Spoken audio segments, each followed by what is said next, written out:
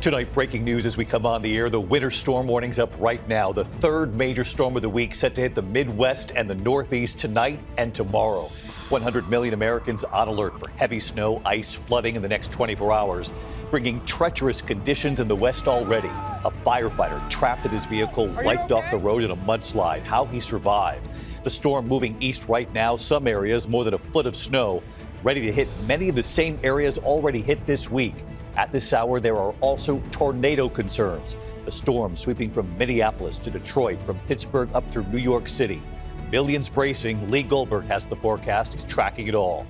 Also tonight, thousands of American workers laid off at multiple federal agencies tonight, including the Department of Education, the CDC, Veterans Affairs. And tonight, ABC News learning hundreds were laid off at the National Nuclear Security Administration, the agency that maintains America's nuclear stockpile. Then multiple sources telling us today they were called back, told their firings were on hold. So where this stands tonight. In New York City, anger over the Department of Justice pushing for the case against New York City Mayor Eric Adams to be dropped. Tonight, calls from some for Mayor Adams to resign. At least 7 federal prosecutors now quitting instead of going along with the DOJ on this. One prosecutor who quit saying this move by the DOJ would only be carried out by a fool or a coward. We have new reporting tonight of the plane crash over the Potomac, the collision with a Black Hawk helicopter, what we've now learned about that night. Tonight, Vice President J.D. Vance oversees his speech to America's allies, telling them the biggest threat isn't Russia, it's from within. The VP also meeting with Ukraine's President Zelensky. Tonight, Pope Francis has now been hospitalized amid his worsening condition this week. James Longman is live at the Vatican for us. Back here in the U.S. tonight, the daring rescue. A teenage boy trapped about 50 feet underground. You will see how they got him out. Tonight, the new CDC numbers just in when it comes to the flu in the U.S. Record levels and where. And the community tonight where cases of the measles have doubled since just Tuesday. And on this Valentine's, the Super Bowl champs feeling the love in Philly. But the Eagles general manager hit with a beer can, a cut to his head. But as you can see, the party goes on. From ABC News World Headquarters in New York, this is World News Tonight with David Muir. Good evening. We finally made it to Friday, but we do have one more storm to get through. The third major winter storm of the week set to hit the Midwest, the South, and the Northeast tonight and tomorrow. 100 million Americans on alert with this. Tonight, the system moving out of the west now with heavy snow next for the Twin Cities, the Great Lakes, flooding and tornado threats from Louisiana right up to Pennsylvania, and then snow and ice in the Northeast tomorrow, Baltimore, Philadelphia, New York City. Tonight, the dangerous conditions in the west, LA County getting a half a foot of rain from this. Mud and rocks rushing onto the Pacific Coast Highway, sweeping an LA firefighter in his vehicle right off the road and into the water there. The firefighter did survive. Look at him right there. Meteorologist Lee Goldberg has the forecast. He'll time it out as the storm hits tonight and tomorrow. And ABC's chief national correspondent, Matt Gutman, with the images already coming in tonight. Tonight, that powerful winter storm now sweeping east after unleashing flooding rain, devastating mudslides, even a tornado on Southern California. Multiple mudslides hitting the same communities ravaged by the deadly wildfires. This wall of muddy water blasting through Malibu, trapping a firefighter inside his vehicle, sweeping it off the road and into the ocean. Hey, you all right? Got out! Got out! You all right? Was he in the vehicle? You can see he makes it out with only minor injuries. Are you okay? In hard-hit Altadena, torrents of water and debris shutting down streets. This is a neighborhood that survived the Eaton fire, but that mud flow just ripped through here. And I want you to see that mailbox over there. That means we're standing on about 3 or 4 feet of mud. Within minutes, Ray Tyndale's Sierra Madre home is besieged by sludge. Trash cans swirling, that SUV swamped. From the fires to the mud, did you anticipate this kind of whiplash? No, we've been through, I've been here almost 40 years, and we've had like 3 fires, nothing like this. This is like the perfect storm. And that system even churning up a tornado in Oxnard. Home surveillance video showing the moment 60-mile-per-hour winds ripped through this neighborhood. This storm now barreling east, about to hit some of the same areas that had just seen 2 storms already. Snow and ice expected from Chicago to Philadelphia to New York City this weekend. David, behind me is this catch basin, which was completely overwhelmed by the amount of mud and debris flowing through here. And you can actually see those workers in boats still trying to unclog that debris tower. The cleanup here along the fire scar areas is going to be monumental. That is, that same system continues to target the eastern half of the country now. David. That system on the move, Matt, as you said. Thank you, Matt. Let's get right to Chief Meteorologist Lee Goldberg from WABC. Lee, the storm moving quickly. What do you see tonight and tomorrow? Weekend plans interrupted for sure, David. The storm is taking shape over the middle of the country right now. We have winter weather alerts from the Midwest to the Northeast. Flood watches Pittsburgh to Little Rock, but it's not just flooding rain. It's a severe threat, an enhanced risk for strong tornadoes, Louisiana to Alabama. That includes Jackson and Memphis. Let's time it. We'll have some light snows tonight. Twin Cities, Chicago to Detroit might have 1 to 3 inches across parts of Chicago. That snow will then move into the Northeast. By tomorrow, it's heavy rain from the Ohio and Tennessee valleys, and snow is moving into New York City and Philly in the afternoon, Boston by nightfall. Now, by Sunday, we've got icing north of New York City into central New England. It's heavy snow in northern New England back to the eastern Great Lakes, heavy rain to the south. We could have upwards of a foot of snow locally in northern New England. North of New York City to Boston, about 2 to 6 inches. David, after that, frigid air coming in for next week. Back to you. All right, Lee Goldberg back with us tonight. Lee, thank you. In New York City tonight, breaking developments involving the mayor. And there's been anger over the Department of Justice ordering prosecutors to drop the case against Mayor Eric Adams. Tonight, at least 7 prosecutors have now quit instead of going along with the DOJ on this. One prosecutor who resigned saying this move by the DOJ would only be carried out by a fool or a coward.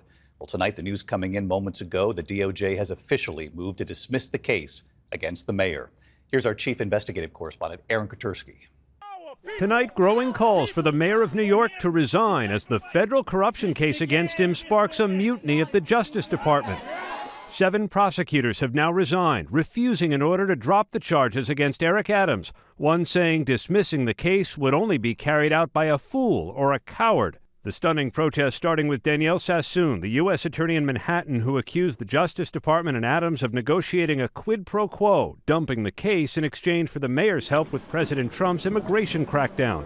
Today, Adams denied it. I didn't do anything wrong. Throughout the entire ordeal, I said one thing. My attorney will handle the legal part. I'm going to handle running the city. Adams appeared with Trump's border czar Tom Homan, clearing federal immigration agents to once again operate in the city's jail complex at Rikers Island. Homan leaning on the mayor to follow through. If he doesn't come through, I'll be back in New York City, and we won't be sitting on the couch. I'll be in his office, up his butt, saying, where the hell is the agreement we came to? The Democratic mayor campaigned for a reprieve, flying to Florida to meet with Trump, attending his inauguration, telling deputies not to criticize Trump. Whether Adams was guilty was beside the point. The Justice Department said it decided the case should be dismissed without assessing the strength of the evidence. Instead, officials said they wanted Adams focused on accomplishing the immigration objectives established by President Trump. That U.S. attorney appointed by the Trump administration, a conservative who clerked for the late Supreme Court Justice Antonin Scalia, warned the DOJ was setting a breathtaking and dangerous precedent. And just as we came on the air tonight, David, the Justice Department did file its motion to dismiss the Adams case, calling it necessary and appropriate. A federal judge will still need to sign off. David? Aaron Katursky with us tonight. Aaron, thank you. We turn in the meantime to the massive layoffs playing out today of government workers, thousands of them at multiple federal agencies, including the Department of Education, the CDC, and Veterans Affairs. And tonight, ABC News learning that hundreds were laid off at the National Nuclear Security Administration, the agency that maintains America's nuclear stockpile, before they were called back. Here's Mary Bruce. Tonight across the country, tens of thousands of federal workers, from the Department of Education to Health and Human Services, from Veterans Affairs to the Department of Energy, suddenly told they are out of a job. Last night I got an email around 9 p.m.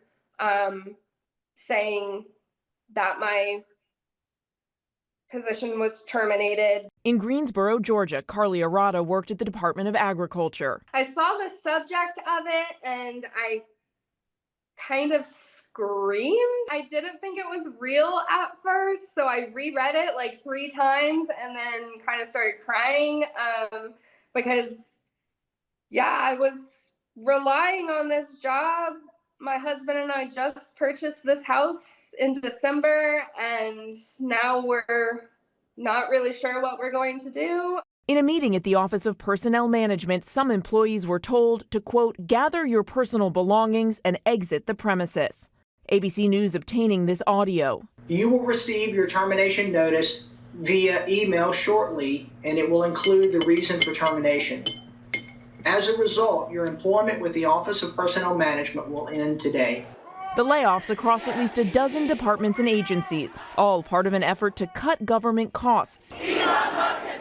Spearheaded by Elon Musk, who told an international conference that whole agencies would have to go. We do need to delete entire agencies as opposed to leave part of them behind. The administration first targeting the roughly 200,000 federal employees who have been on the job less than a year. At the Department of Energy, at least 2,000 workers let go, more than 1,000 people fired from Veterans Affairs, and another 1,000 from the CDC. Among them, half of the agency's so-called disease detectives, doctors and scientists who fan out across the country and the world to respond to outbreaks.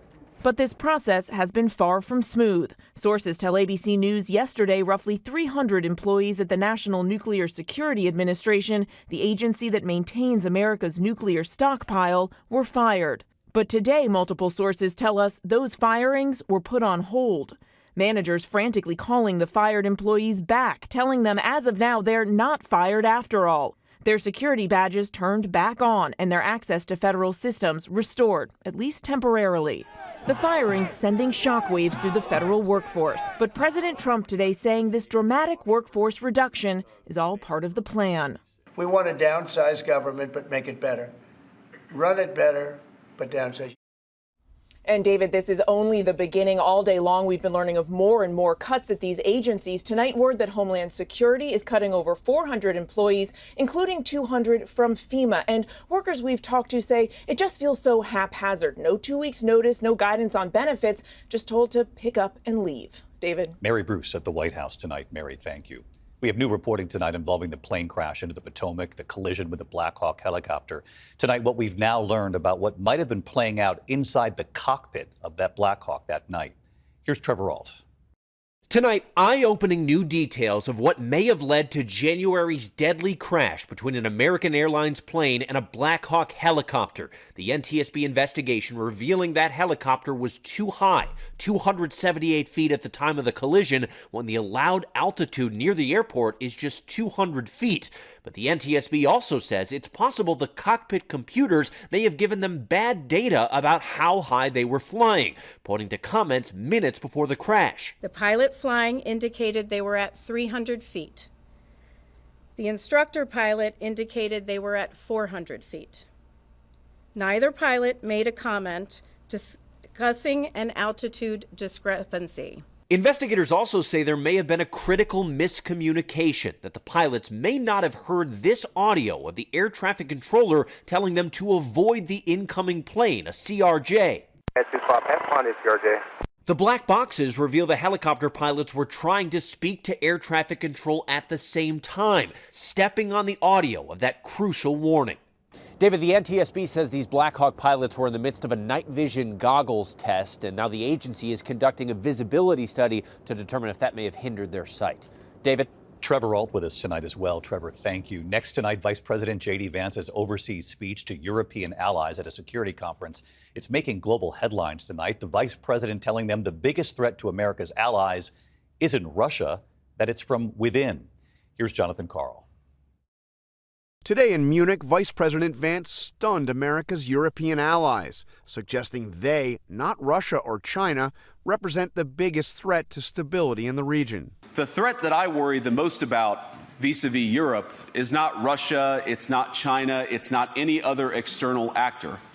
And what I worry about is the threat from within, the retreat of Europe from some of its most fundamental values. Vance accused European governments of pushing aside and censoring nationalist right-wing groups. Afterwards, he met with one of those groups, the hard-right populist Alternatives for Germany Party. One of its leaders has echoed slogans used by the Nazis. It's a group Elon Musk is supporting in advance of German elections later this month. In his speech, Vance made no mention of Russia's invasion of Ukraine, but later he did meet with Ukrainian President Zelensky. We want the war to come to a close. We want the killing to stop, but we want to achieve a durable, lasting peace, not the kind of peace that's going to have Eastern Europe in conflict just a couple years down the road. For his part, Zelensky made it clear Ukraine is counting on the United States. We want peace very much, but we need real security guarantees, and we will continue our meetings and our work.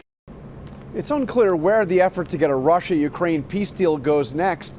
Today, President Zelensky said he will only meet with Vladimir Putin, quote, when Ukraine is in a strong position and has clear and definite security guarantees. David?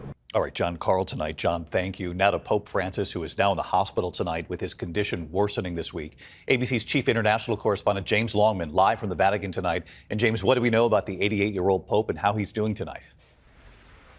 Yeah, David, Pope Francis has been battling this infection actually for more than a week, and he's tried to work his way through it right up until this morning. But no, doctors say his condition has worsened, so he has needed to be hospitalized. We understand his condition is fair. He's described as having mild fever. And now, on 2 occasions this week, he did actually have to stop for breath at public events, and so that caused some concern. Remember, he did have to have part of his lung removed when he was younger. He is 88 years old, and so every precaution is being made. But it does mean that his participation in celebratory events this weekend to mark the church's Jubilee year, they have been cancelled until at least Monday. David? A lot of prayers for the Pope tonight around the world and the beautiful view of the Vatican there behind you, James. Thank you. When we come back here tonight, the new CDC numbers just in when it comes to flu here in the U.S., record levels and where. Also the region tonight where cases of the measles have doubled since just Tuesday. The Philly celebration tonight for the champs, and look at this, the daring rescue tonight. A 16-year-old boy trapped about 50 feet underground. His rope broke. What they did to try to get him out in a moment. Tonight, dramatic images showing the daring rescue of a 16-year-old boy trapped in a mine in Placer County, California. Rescuers rappelling into the mine shaft right here. The team trapped about 50 feet underground after his own rope broke. Firefighters navigating through the narrow tunnel. The boy was pulled back above ground and taken to the hospital to be checked out. When we come back here tonight, the new numbers just in on the flu and where the measles have doubled since just Tuesday in the U.S. And the Valentine's party in Philly tonight, but watch out for the flying beer cans. To the index of other news, new numbers from the CDC on the flu tonight. 32 states now reporting very high in red there, or high levels of flu. Nearly 30 million cases, the highest level of flu in 15 years. Tonight, Texas reporting one of its worst measles outbreaks in nearly 3 decades. At least 48 children and adults infected in the western part of the state, doubling since just Tuesday. Authorities tonight saying most unvaccinated or vaccination status unknown. The Super Bowl celebration in Philly on this Valentine's. More than 1 million fans at the Eagles parade today. Wide receiver A.J. Brown with a Lombardi trophy there. General manager Howie Roseman accidentally hit in the head with a beer can. A cut to his forehead there, proudly joking, though, quote, "I bleed for this city." When we come back here tonight, the Valentine's Day dilemma and what one grandfather has done tonight. Finally tonight on this Valentine's, Grandpa Gary to the rescue. Tonight in Boise, Idaho, 7-year-old Daisy and 5-year-old Dottie were so excited for their community's Valentine's Day father-daughter dance. So when their mom, Kenzie, learned that her husband would be out of town for work, she had to ask the girls, who would you like to bring instead? Grandpa Gary, they said. So little Daisy going to his office, asking him if he would go to the dance with them. His answer in just 4 words, "We have a date." And when the time came... Howdy, partner. Hi, Mrs. McAllister. I'm here to pick up your daughters for a date. Grandpa Gary at the door. Are you ready? And before they left, practicing their moves at home. Nice. There they go. Have a great time. Toodles. Daisy, Dottie, and Grandpa Gary on the dance floor. Right here tonight. Hi, David. I'm Kenzie. I'm Dottie. I'm Daisy. Mom, Kenzie, Daisy, and Dottie on their date with Grandpa. Why did you guys want to ask Grandpa to be your date? Because I felt like it would be so much fun. Was he a fun date? Yeah. Yeah. Hi, David. And Grandpa Gary right here, too. I was honored. It brought back some old memories from when my children were at home. We had a great time, and we had an opportunity to just let loose and let the move and the groove take us, and we had just a wonderful experience. This will be a fond memory for the rest of my life. Nice. Thanks, David. Bye. Happy Valentine's. Good night. Thank you for making World News Tonight with David Muir, America's most watched newscast.